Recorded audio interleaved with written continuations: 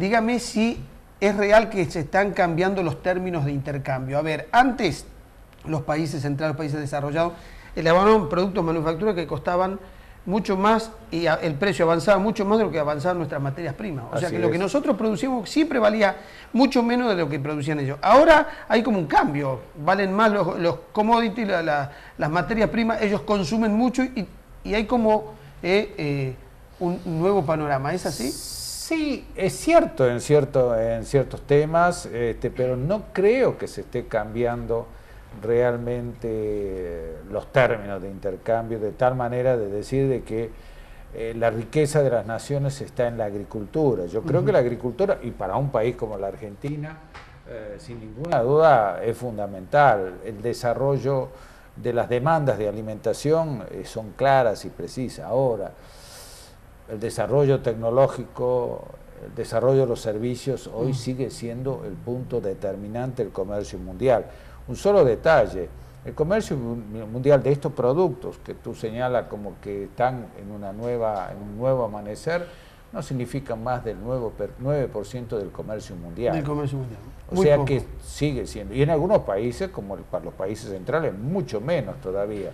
De todas maneras, es significativo, es importante, yo creo que el crecimiento es sostenido y que la demanda de alimentación para resolver los problemas del hambre y de la pobreza van a generar todavía un mercado.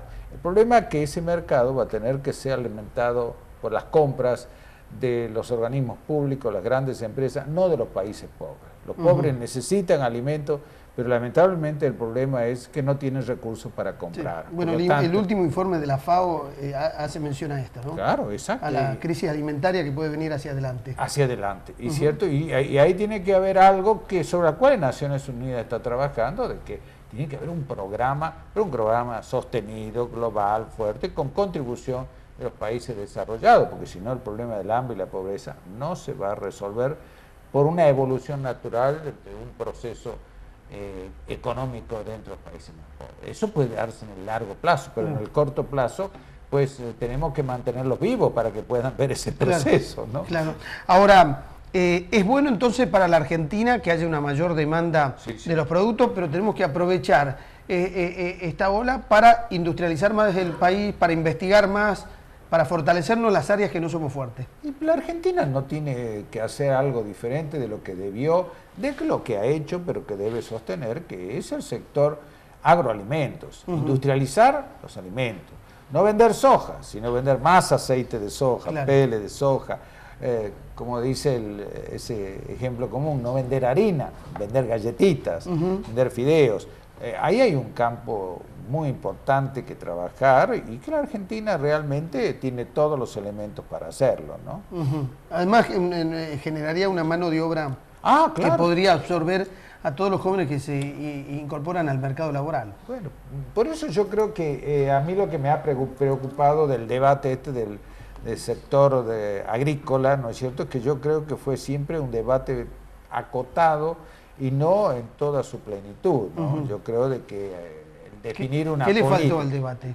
Definir una política industrial, una política de apoyo al sector. Yo creo que el gobierno lamentablemente entró en una polémica en vez de buscar un consenso. Es un problema ya realmente del gobierno, ¿no es cierto? Ante un problema vos tenés dos alternativas, la controversia o el consenso.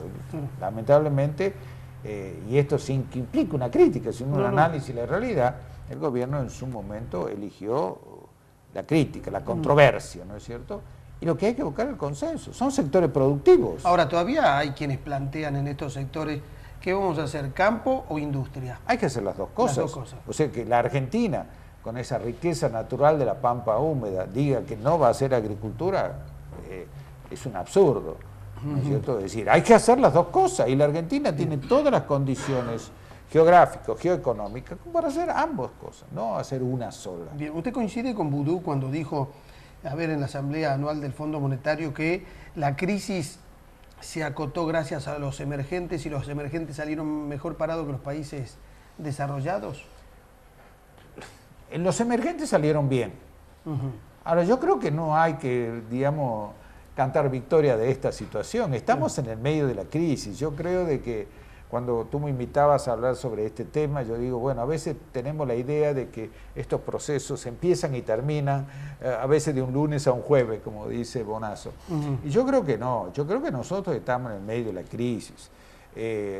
Si uno analiza la evolución, básicamente, entre la crisis y las 3 reuniones del G20, y somos honestos en analizar el proceso, nos damos cuenta que en realidad de las políticas definidas desde la reunión de Washington, no digo la reunión de Pittsburgh, pero ya la reunión de Londres, las implementaciones de esas políticas han sido muy pobres, por no decir poco significativas, ¿no es cierto? Hoy realmente G20 no puede decir, en estas cosas hemos funcionado, salvo limitadamente en la pequeña recapitalización del Fondo Monetario Internacional.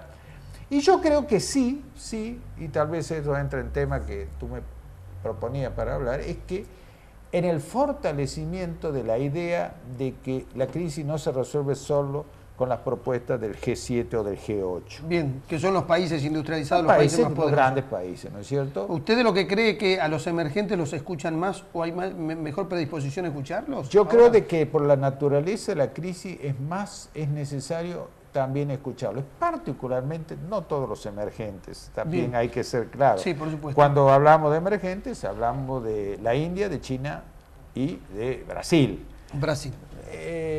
Rusia no tiene la misma importancia que estos tres, siendo importante, pero Rusia ya de algún modo es un socio político que hay que tenerlo cerca antes que esté lejos, ¿no es cierto? Y esa es un poco la política de los Estados Unidos desde el mismo momento de la crisis del mundo bipolar, ¿no? La gente se puede estar preguntando en estos momentos, profesor Torres, ¿y qué beneficio nos puede traer a nosotros que vivimos en un país emergente que nos escuchen más o que al sector lo escuchen más?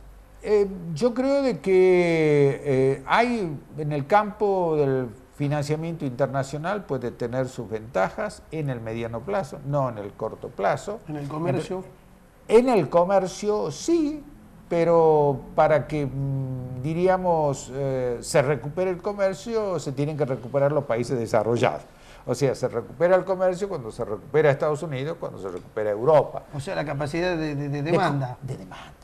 China de algún modo se mantiene, y la India en general también, pero Estados Unidos sigue, digamos, y Europa obviamente sigue una política de mucha contracción. En definitiva, hago un resumen, ¿qué ha cambiado en la crisis? ¿Usted cree que va a cambiar algo? ¿Lo que va a cambiar es fundamental? No, yo creo que la crisis cambió, para mí lo más importante es que al momento de que caía el sistema financiero de los Estados Unidos, se presumía que esta crisis iba a tener una extensión mucho más larga. Yo creo que el efecto de la globalización ha hecho de que se ha acotado el plazo de desarrollo y que ha habido medidas tomadas por los países desarrollados, léase la Unión Europea y Estados Unidos, tendientes básicamente a fortalecer financieramente con medidas intervencionistas, ¿no es cierto?, que de algún modo han dado resultados.